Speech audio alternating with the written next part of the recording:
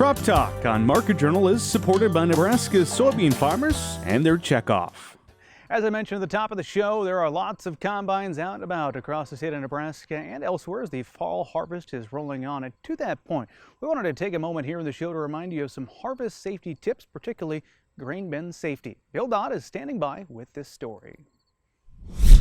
Normally they go in, they leave the unload system running, they stand in the middle of the bin because a chunk of out of condition grain has blocked the grain from flowing. They stand right in the middle of that bin with a rod and they jab down through the grain to bust up that chunk. And when it works, and when they hit that chunk of grain, the grain literally grabs them and starts pulling them right down with it. Harvest can be an especially high-paced and frantic time for many producers. That's why many experts are now urging those same producers to take a second look and really pay attention to their surroundings as they perform seemingly everyday tasks such as checking grain bins. One way to ensure your safety when checking grain bins and avoid grain entrapment is simply grain management and quality control. To flat out avoid it, grain management is key. Make sure you keep that grain in good condition so you don't have the chunks. University extension agencies do trainings and offer a lot of material on this subject to make sure that grain is kept in condition. We always use the old adage that, if I've got a grain bin full of grain, that may be $200,000 worth of grain in there, maybe $500,000 worth of grain in that bin. If I took that $500,000 or $250,000 and I put it in a bag in cash and hung it in that bin, they'd go out and check it every day to make sure it was still there. But they fill that bin with that much money value of grain, they may not check it but once a week, sometimes once every 2 weeks. We've had guys we've talked to that I didn't check it for a month. So, there's a variation there, and they're not connecting the two with the value of and how often they need to be inspecting it and checking it. So the more often they check it and make sure the management and the maintenance, and nowadays there's a lot more automated controllers out there that can help protect your investment in that grain that's in that bin. So the quality of the grain is key.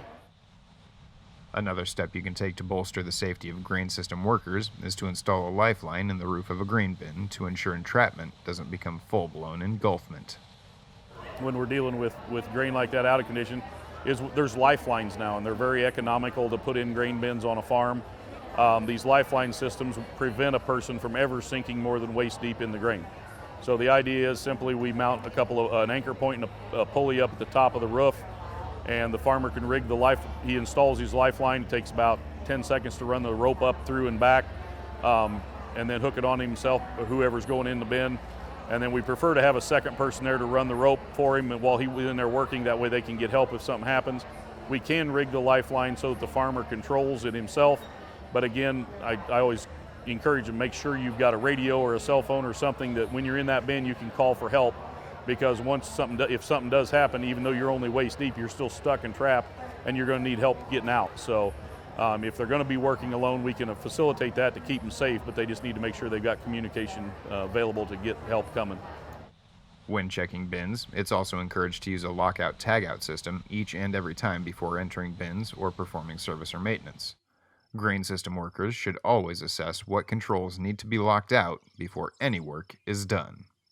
The other thing is simply before you go into a bin, lock out, tag out.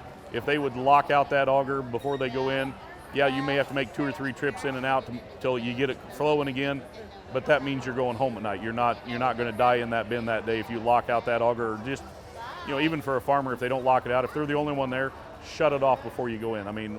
That's better than nothing. If you leave it running, you've got a chance of not coming out. On the subject of lockout-tagout, electricity is a very large component to farming these days.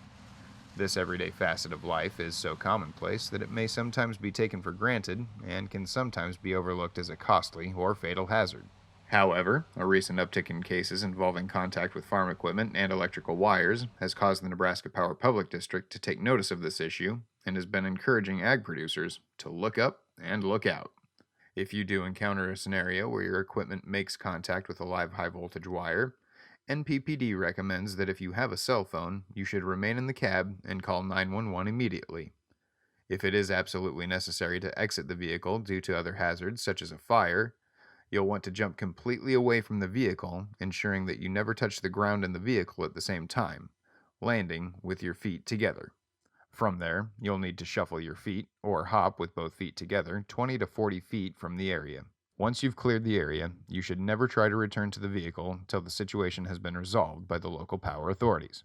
Keeping these topics in mind over the course of the fall season will help you have a safe and successful harvest. Reporting for Market Journal, I'm Bill Dodd.